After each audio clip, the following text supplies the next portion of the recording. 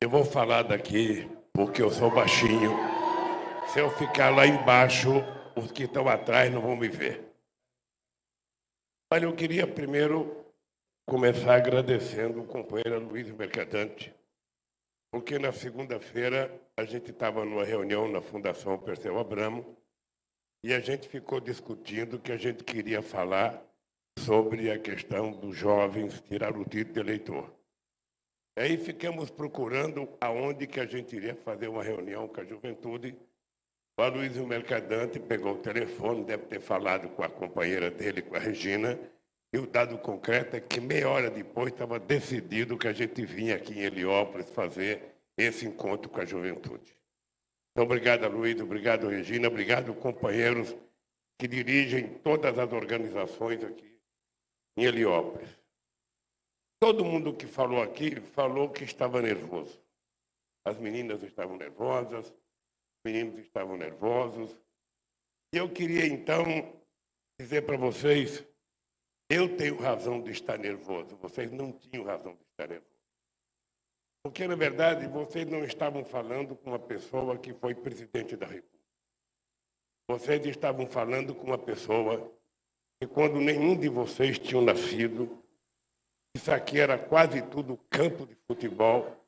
Eu saía de uma fábrica chamada Frismoducar, não tinha 50 centavos para pagar um ônibus, eu saía a pé, lá de perto da igreja Nossa Senhora Aparecida, eu vinha a pé até a Ponte Preta, na divisa com São Caetano, porque eu não tinha dinheiro para pagar o ônibus. E com vergonha da minha namorada, que trabalhava perto de mim, e a gente pegava o mesmo ônibus, eu vinha pelo meio dos campos aqui para não me ver do ônibus. Eu vinha com a minha marmitinha, já fedendo a azedo, porque eu não lavava quando eu comia na fábrica. Isso aconteceu anos e anos. Então eu venho aqui, sabe, hoje com uma cidade. Isso aqui não é uma favela. Isso aqui é uma cidade. É uma cidade que pode não ter, sabe, as mansões que existem em outra cidade, mas tem a dignidade que falta em muitos lugares desse país, que tem muitas mansões. Tem a educação de qualidade, porque vocês são exigentes, sabe, com aquilo que vocês querem aprender e aquilo que vocês querem dar para os filhos de vocês. Eu acho extraordinário essa elevação da consciência política de vocês, porque na idade de vocês eu não tinha consciência política. Eu ainda não tinha. Eu, aos 18 anos de idade, eu só gostava de futebol, era corintiano, fazia qualquer coisa para ir ver um jogo do Corinthians na Fazendinha, fazia qualquer coisa para gritar o nome do meu time. E ontem, só para vocês terem ideia, aos 76 anos de idade, eu não consegui ver o jogo do Corinthians de raiva, eu fui dormir mais cedo. Porque não é possível o Corinthians empatar com a Portuguesinha do Rio de Janeiro. Não é possível, não é possível. Então, eu de raiva fui dormir, não assisti o jogo, só fiquei sabendo que tinha empatado hoje, sem que a Janja visse, eu fui ligar a televisão para saber o resultado do jogo. Porque a Portuguesa, aos 3 minutos, marcou o gol contra o Corinthians. Outro dia, jogando pelas Libertadores, aos 50 segundos, os caras marcaram um gol no Corinthians. Eu falei, não é possível. Então, eu não vou deixar de ser corintiano, mas já não faço o esforço que eu fazia quando eu tinha 18 para ver o Corinthians. Então, eu já vivi muito aquilo que possivelmente os pais de vocês viveram. Eu saí da Vila Carioca, vocês sabem, é aqui perto da Vila Carioca. Morei muito tempo na Vila Carioca. Eu vinha fazer guerra de mamona aqui no Hospital Heliópolis, quando estava sendo construído, tinha muita mamona, a gente ia fazer guerra de estilingue aqui de mamona. Era uma guerra pesada, ou seja, eu vi isso aqui crescer, vi isso aqui nascer, sabe? E é com muito orgulho que eu venho aqui, tantos anos depois, e vejo que vocês transformaram isso aqui num lugar digno, num lugar de orgulho, num lugar decente para vocês criarem os filhos de vocês. Pode melhorar? Pode melhorar. E se pode melhorar, a gente tem a obrigação de fazer isso aqui melhorar, porque aqui é o cantinho que vocês escolheram para crescer e construir a família de vocês. Mas a ideia de vir aqui era a ideia de conversar com vocês sobre a importância da juventude participar do processo eleitoral. Eu até ontem fui procurar notícias sobre a votação, sabe, do voto aos 16 anos da Constituinte de 1988. E foi no dia 16 de agosto que nós aprovamos o voto aos 16 anos. O voto não foi aprovado de forma obrigatória. O voto foi aprovado de forma facultativa. E o pessoal de extrema-direita, algumas pessoas que participam, igual o pessoal do Centrão hoje, eles tinham paura de votar o voto aos 16 anos, achando que todo mundo ia votar no PT, porque o PT era um partido novo. O PT era um partido que tinha sido criado em 1980, então as pessoas achavam que a juventude ia votar tudo no PT. Eles criaram dificuldade para a gente aprovar o voto aos 18 anos, aos 16 anos.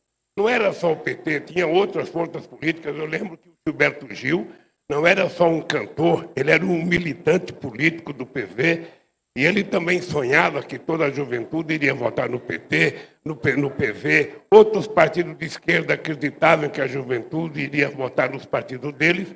Acontece que não aconteceu aquilo que a gente previa. Primeiro, a gente não conseguiu fazer uma movimentação muito séria para que todos os jovens tirassem o título de eleitor. A gente não conseguiu porque tinha muita gente que não gostava de política. Eu mesmo quero dizer para vocês que quando eu tinha 18 anos de idade, eu era tão despolitizado que eu dizia: eu não gosto de política, não gosto de quem gosta de política. Eu achava que era o máximo dizer isso. Sabe? Eu achava que era o máximo. Porque a gente sempre coloca um monte de defeito nos outros e a gente não olha os nossos defeitos. Normalmente a gente se acha pleno de virtudes e olha os outros pleno de defeitos. Se a gente olhasse para a gente como a gente olha os outros, a gente perceberia que há muita semelhança entre nós e todo mundo. E a gente precisa ter noção de que se a juventude não participar de política, se a juventude não tiver coragem de lutar, sabe, na idade de 18, 19, 20 anos, é muito difícil a gente mudar o país. É muito difícil. Se as pessoas que querem mudança não querem participar, fica difícil. Ah, mas todo político é ladrão. O vereador é ladrão. O prefeito é ladrão. O deputado estadual é ladrão. O governador é ladrão. O presidente é ladrão. O senador é ladrão. Fica muito fácil falar isso para a gente negar a nossa participação. Mas se você é uma pessoa politizada, se você é uma pessoa que quer mudar o país, se você quer melhorar a comunidade onde você mora, se você quer mudar a escola onde você mora para dar a ela mais qualidade de educação, se você quer mudar a sua cidade, você tem que participar. Então eu digo sempre o seguinte: quando você não acreditar mais em ninguém, acredite em você. Porque se você acreditar em você, você vai entrar na política para ser o político que você acha que os outros têm que ser. Por quê? Porque a pessoa boa que você quer que os outros sejam está dentro de você.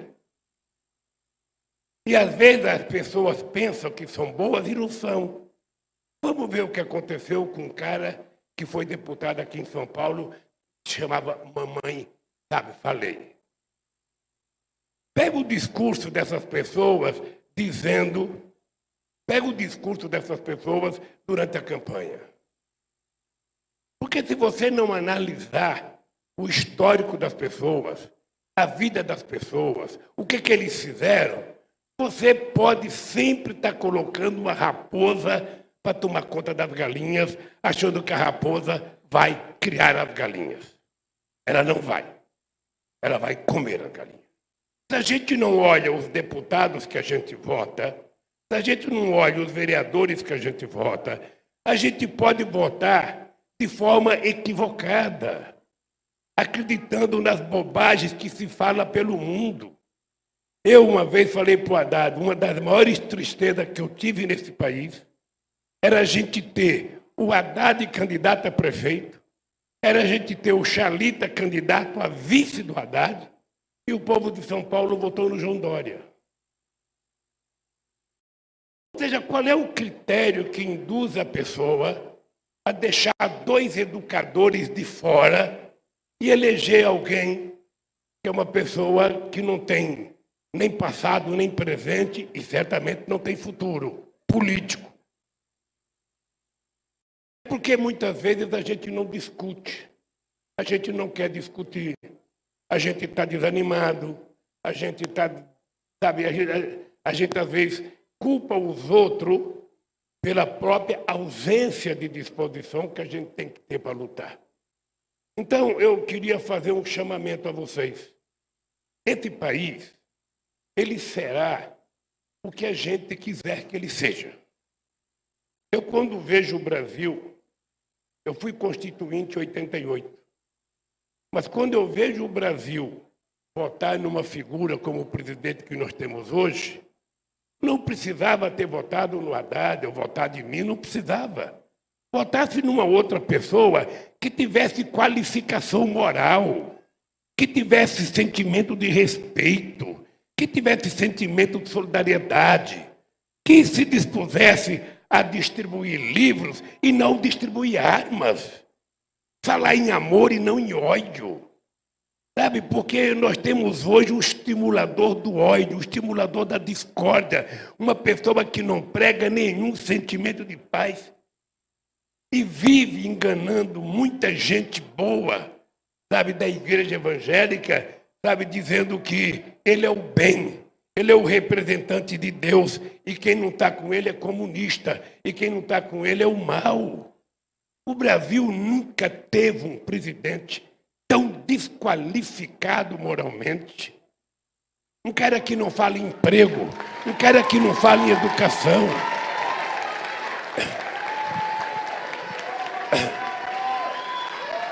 Sabe, ele não fala em cultura, ele não fala em educação, ele não fala em ciência e tecnologia, ele não fala em escola técnica, ele não fala em educação dos jovens, ele não fala nada. Ele se alimenta do ódio que ele e a família dele transmite todo santo dia pelo fake news. Um presidente que conta 7 mentiras todo dia.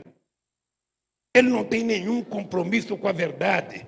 Sabe, o que ele tem é um compromisso de instigar. Ele não é capaz de fazer uma passeata. Ele faz motociata. Ele não é capaz de fazer alguma coisa, de conversar. Nunca recebeu nenhuma comunidade, nunca recebeu o movimento negro, nunca recebeu o LGBT, nunca recebeu o sindicato, nunca recebeu a UNE, nunca recebeu a CUT, nunca recebeu nada. Esse cidadão não recebe empresário, não recebe governador, não recebe prefeito. Ele vive num mundo de mentira que ele construiu para chegar à presidência da República. Esse país, o povo tinha aprendido a comer 3 vezes ao dia. Esse país, o povo tinha alcançado a universidade. Eu vou dar um dado para vocês. Tem muita gente que não sabe a história, mas eu faço questão de contar sempre. O Brasil foi o último país da América do Sul a acabar com a escravidão. O Brasil foi o último país a ter a independência. Foi o último a ter o voto da mulher. E, pasmem, foi o último país a ter uma universidade. Último. Você pega a população chilena na universidade, é o dobro da população brasileira. Você pega a população argentina na universidade, é o dobro da nossa. Por que é o dobro da nossa? Porque nós fomos o último país a garantir que o povo tivesse acesso à universidade. Então, veja, o Peru teve a primeira universidade em 1554. 62 anos depois que a América Latina foi descoberta, o Peru já tinha sua primeira universidade, que até hoje existe, é famosa, que é a Universidade de São Marcos. O Brasil foi ter a sua universidade 420 anos depois. Por que será que aconteceu isso? É porque esse aqui era um país escravista. Esse país não queria que o povo trabalhador, o povo pobre, tivesse acesso à universidade. A universidade era filho do dono do engenho, era dos grandes, sabe, doutores, das pessoas que moravam na Avenida Paulista, sabe, quando aqui era paraíso dos donos dos cafezais. Essas pessoas podiam ir para Londres, essas pessoas podiam ir para Nova York, essas pessoas podiam ir para Paris, podiam ir para Madrid, podia ir para qualquer lugar. E o povo brasileiro que trabalhava, não. Não.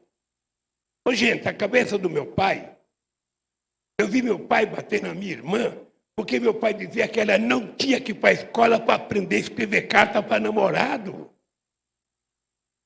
Eu estou falando de 60 anos atrás.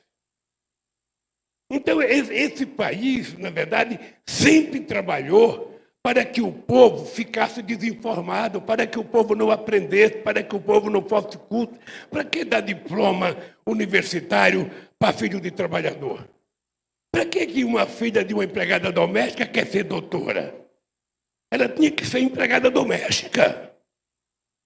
Por que um filho do pedreiro tem que querer ser engenheiro? Ele tem que ser pedreiro. Era assim a mentalidade dessa gente. A coisa é tão grave que quando houve a Revolução de 32, e os paulistas dizem que foi revolução, e eu digo que foi um golpe que tentaram dar contra o Estado, o governo federal. Os paulistas se rebelaram contra o Getúlio Vargas e resolveram fazer o que eles chamam de Revolução Constitucionalista de 32. A mentalidade, sabe, da elite granfina desse país é tão perversa que eles resolveram criar a USP e evitar que entrasse qualquer universidade federal em São Paulo. São Paulo não tinha universidade federal. Era a USP, que é uma senhora universidade altamente qualificada, porque como eles perderam a guerra por Getúlio, eles falaram, nós perdemos a guerra, mas vamos ganhar a inteligência desse país. E a USP passou a ser o maior centro de formação da intelectualidade brasileira. Você dizer que estudou na USP era uma coisa chique, era um cartão de visita extraordinário. E aí nós resolvemos que era preciso fazer faculdade federal em vários lugares do Brasil. Só para vocês terem ideia, nós fizemos Universidade Federal em Sorocaba, fizemos Universidade Federal em Guarulhos, fizemos Universidade Federal em Osasco, fizemos Universidade Federal em Santo André, fizemos em São Bernardo do Campo, fizemos um curso de medicina em Diadema, fizemos um curso de medicina em Santos e fizemos 171 campos avançados pelo país. Até numa cidade chamada Aquari, a 300 quilômetros de Manaus, nós fizemos uma faculdade lá. Sabe por que nós fizemos isso? Porque era necessário a gente garantir que todos os brasileiros tivessem o direito de fazer um curso universitário. As pessoas não podem ser excluídas de ter acesso à educação pelo berço que nasceram. Sabe, cabe ao Estado garantir que todo mundo tenha a mesma igualdade de oportunidades. Você tem que garantir que o filho de uma pessoa mais humilde aqui de Heliópolis, ela possa sentar no banco da escola com o filho da pessoa mais rica de outra região.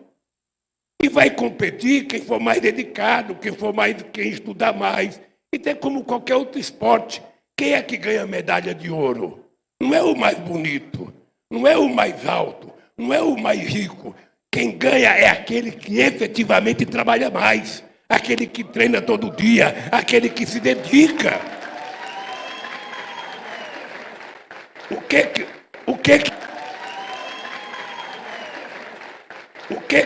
O que nós queremos, na verdade? O que nós queremos é garantir que todos tenham oportunidade. Que a gente não seja alijado da disputa porque eu nasci negro, porque eu nasci nordestino, porque eu nasci filho de trabalhador, porque meu pai está desempregado. Porque, sabe, isso não é motivo de alijamento de oportunidades. Sabe? É na escola que você garante que os seres humanos se superem. Há até um filme maravilhoso, A Que Horas Elas Voltam, da Regina Casé, que era importante se vocês pudessem ver. Era importante. É a história que conta um pouco, sabe, do Bolsa Família. Que conta um pouco do que as políticas públicas podem fazer para garantir a oportunidade das pessoas.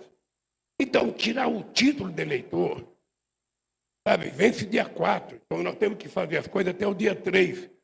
É a oportunidade de dizer para vocês, porque todo mundo fala, a juventude é o futuro da nação. Vocês ouvem isso todo dia, a juventude é o futuro da nação. Mas quando o pai está conversando com outro pai e vocês passam perto, ele fala, você não tem que ficar ouvindo isso não, vai para outro lugar. Porque, na verdade, não se acredita na juventude. As pessoas acham que vocês não estão qualificados para tomar decisões. Então, tirar o título é vocês provarem que estão qualificados, não apenas para escolher quem vocês querem que governe esse país, essa cidade. Vocês escolheram o que decidir da vida de vocês. Ontem eu ouvi uma história muito engraçada, Haddad. Ontem eu conversei com dessa gente importante do sistema financeiro. E ele me contou uma história importante. Ele fez universidade de economia. E aí ele foi trabalhar numa dessas empresas de mercado aí, que vende ações. E ele, numa corretora, e ele foi mandado embora. Quando ele foi mandado embora, ele chegou em casa, o pai dele achou que ele não valia nada. O pai dele esculhambou ele. Você só foi mandado embora porque você não é competente.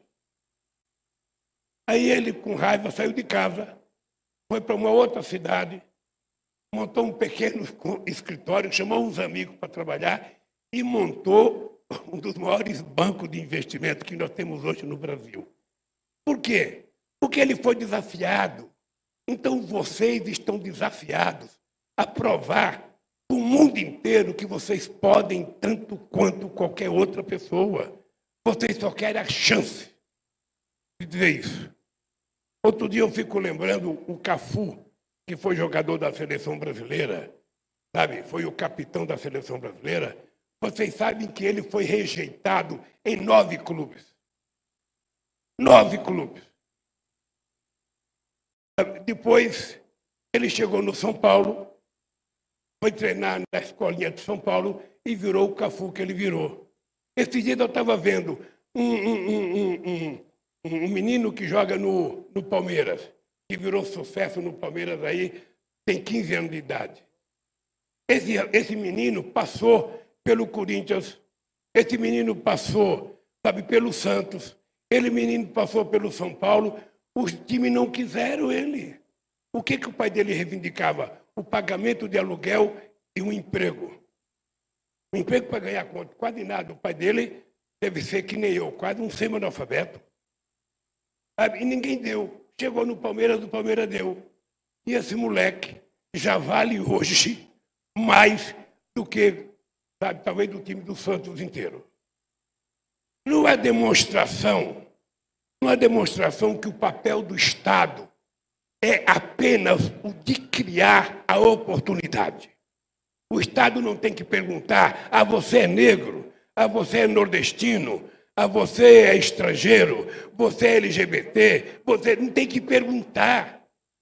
O Estado tem que saber que está ali uma pessoa que nasceu neste país, portanto é brasileiro e brasileiro, e o Estado tem que garantir a ele a dignidade dele estudar. e depois garantir o direito dele trabalhar. É isso. É isso que o título de eleitor faz. Por isso, eu queria que vocês levassem em conta isso.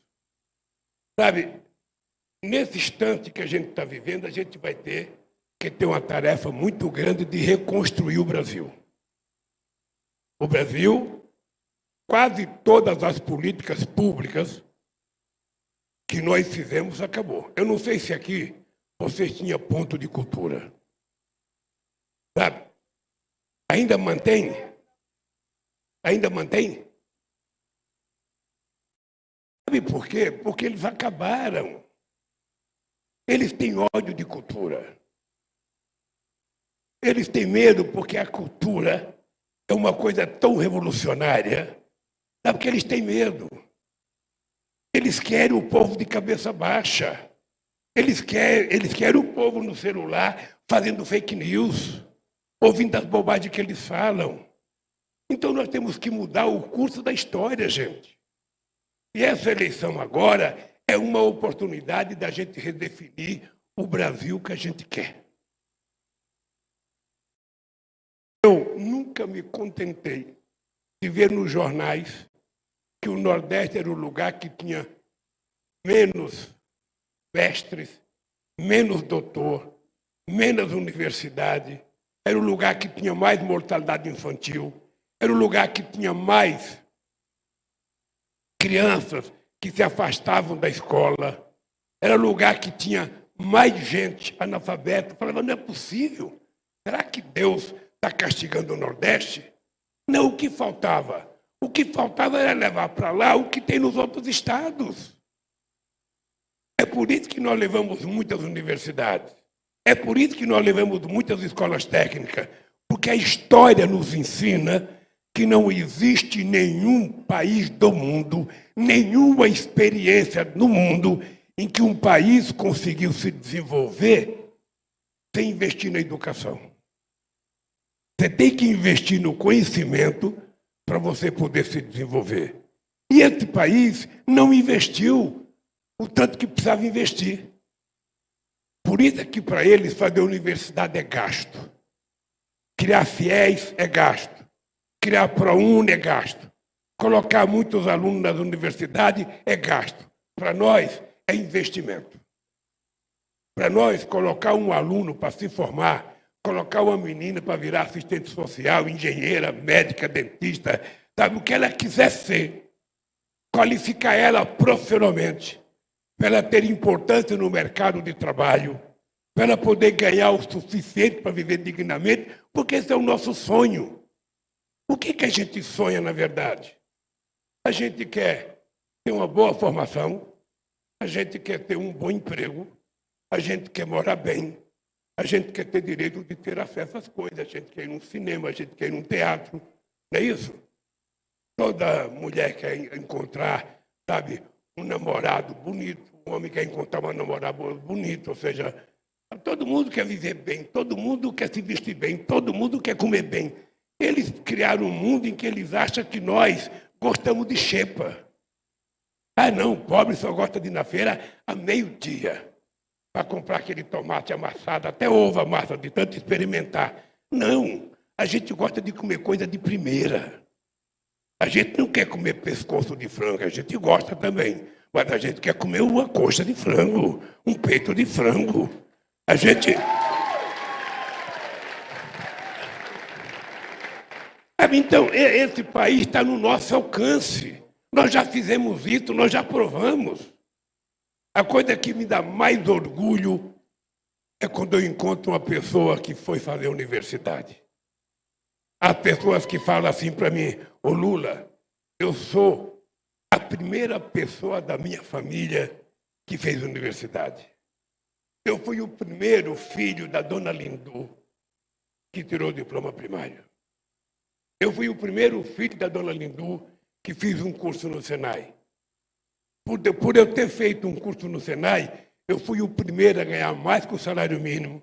Eu fui o primeiro a ter uma televisão. Eu fui o primeiro a ter uma geladeira. Eu fui o primeiro a ter uma casa. Eu fui o primeiro a ter um carro.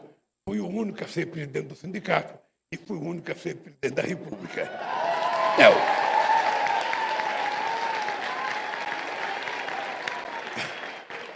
Se eu já fiz guerra de mamona aqui no Heliópolis, se eu passei tantas estradas aqui, 19 horas, para chegar na Ponte Preta, porque não tinha uma moeda de 50 centavos para pagar um ônibus. Se muitas vezes eu levei minha marmita, não tinha um ovo de mistura, era feijão e arroz. E eu comi escondido para ninguém ver que eu não tinha mistura. Se aconteceu comigo tudo isso. Eu morava na Ponte Preta, primeiro janeiro que eu passei na Ponte Preta, entrou 1,5 metros de água dentro da minha casa. Sabe, você tem que levantar meia-noite para tirar merda que estava boiando, para tirar barata, para tirar rato, para tirar, sabe, cada lesma desse tamanho, sanguessuga grudado nas canelas da gente.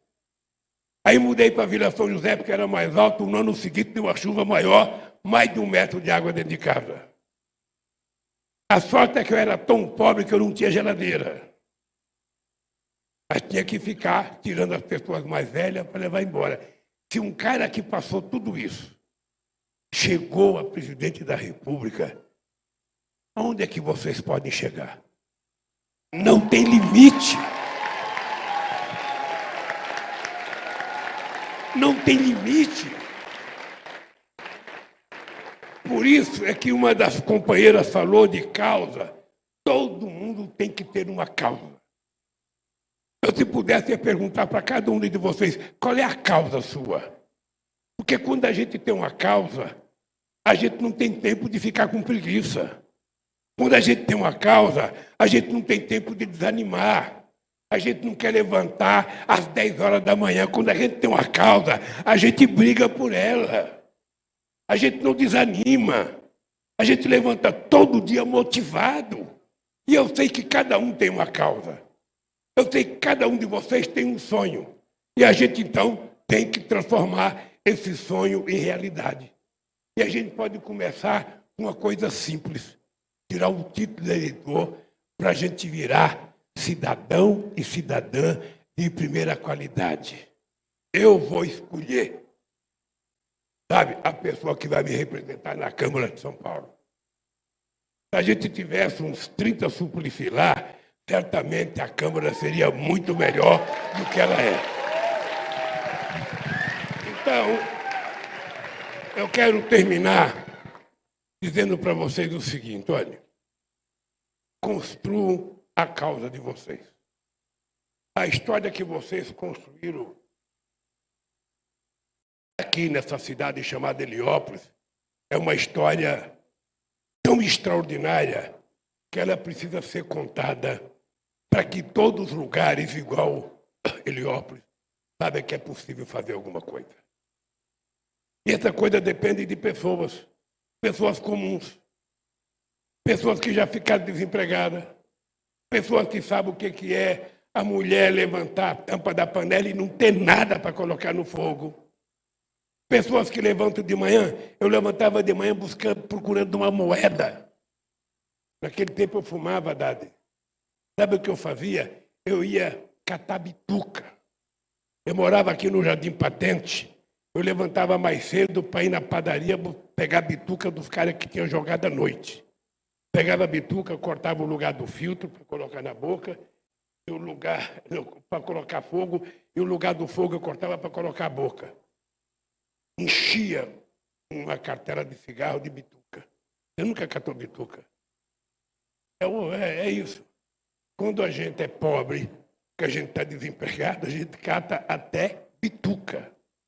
Então eu queria dizer para vocês o seguinte, olha, quem chegou aonde vocês chegaram, eu queria dizer para vocês uma coisa.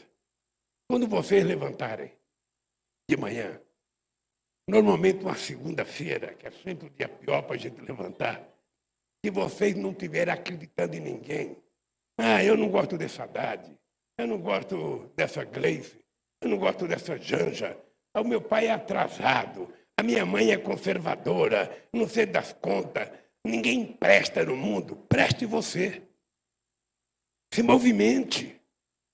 Se movimente. Todo político é ladrão, ótimo. Todo vereador é ladrão, ótimo. Por que você não se transforma na boa vereadora e no bom. Então, quando você não acreditar, quando você estiver naqueles dias não acreditando em ninguém, pelo amor de Deus, não deixe de acreditar em você. Levante você e seja aquilo que você quer que os outros sejam. Por isso, vamos agora